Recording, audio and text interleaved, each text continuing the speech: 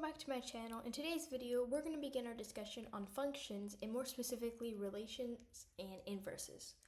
So a relation is just any set of ordered pairs. As we can see right here, we have set A, and so we have multiple, 5 to be exact, ordered pairs. So this is an example of a relation. And so the set of all of our first elements, so I'll label them right here. So our first elements are going to be the first number in our ordered pair. So we have 2, -1, 4, 2, and -9. And so these first elements are going to be part of a kind of subset of numbers that we call domain, all right? So all these x values or input values we're going to talk about right now further. So all these input values are part of the domain. Now if we look right here, our second elements in each pair, so we have 3, 5, -3, 0, and 1, are going to be part of their own subset called the range, which is just the collection of all of our output values or y values, okay? So again, relations are kind of just traditionally named with a capital letter. So instead of having like a lowercase a, we would rather have a capital A, which is what we see right here.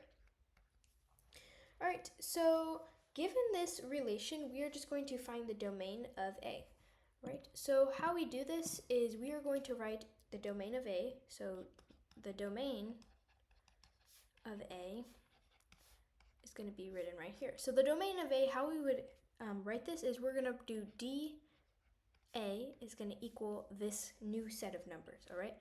So our new set of numbers is we're just going to take all of these input values or our first element values and we're just going to put them into their own subset. So usually when we do this, we want to start with the least with the numbers with the least value and work our way to the most value. So for example, our least value is -9. We're then going to go to -1. We then have 2. But we'll notice right here we have actually two values that have 2. But we're only going to write 2 once. And then we have 4, right? And this is going to be it. So we can just close off our set. All right, so similarly to write our range, we can do a very similar thing. So range of A. So we can do a very similar thing here. So we write R with the subscript of A. And so to start our set, we're just going to take all of our Y values and put them into this subset. So again, we're starting from the least, so we're going to go to -3. We have 0, 1, 3, and 5, and we're going to close this off. All right, so now that we know the kind of domain, range, and relation of functions, we're now going to discuss what the inverse of a function is going to look like. All right, so the inverse of a function is, how we find that is we just simply interchange the input value with the output value. So again, our input value is just our x value. So I should probably write it over here. So we have our input, which is just in our output, which is the same as saying our x value and our y value. And x and y can be any variable, but usually when you're starting off with functions, you're going to use x and y. All right, so now to find the actual inverse. Inverse is written by having A, and then you have like this little -1 at the top. So if we can see, all we're going to do to find the inverse of A is we're going to simply swap our x and y and our y and x values. So we're going to write this. So the first one, instead of having 2, 3, we're going to do 3, 2. The next one, we're going to do 5, -1. The next one, we're going to have -3, 4. The next one, we're going to have 0, 2. And the last one, we're going to have 1, -9. And that's going to be the end of our inverse, right? So now let's examine, well, what is the domain and what is the range of this new inverse of A? So if we look at the domain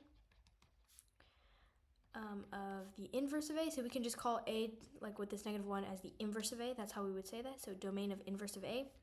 So the domain of inverse of A, let's see, we take all of our x values. So we have -3, we have 0, we have 1, we have 3, and we have 5, right? And that's it. So now, if we look at the range of inverse of A, we're going to examine these values as well, our y values, right? So we're just going to write range inverse.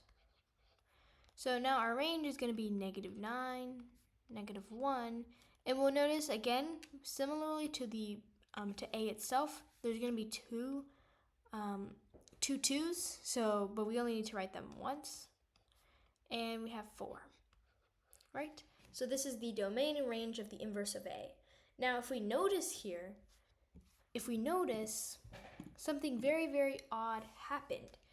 After we examine the inverse of A, we'll notice that the domain of the inverse of A is the same as the range of A, and the range of the inverse of A is the same as the original domain of A. So as we can see, once we take the inverse, the domain and range swap, all right? And so when we notice later on how to actually write and figure out the inverse of an equation, we're going to notice why this is true, right? And so I'm just going to show you why this is true. If we have like a graph right here, and everything is going to be centered around this origin, which is 0.00.